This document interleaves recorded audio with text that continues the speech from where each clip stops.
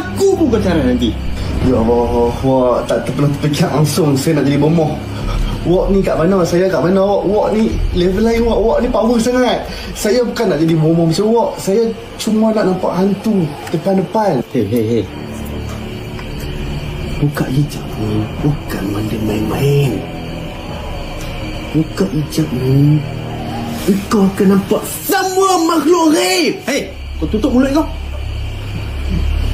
Kalau kau takut nanti, aku juga yang susah. Wak, itu yang saya nak tu kau. Nampak benda-benda gaib. Lagipun saya tak pernah dengar lagi lah. Apa orang kata jumpa hantu mati, jumpa hantu meninggal. Kan Wak? Jadi saya harap Wak bolehlah Wak lah bukakan hijab untuk saya. Wak buka je lah dia punya hijab ni. Dia nak sangat Wak buka je. Okey, fine.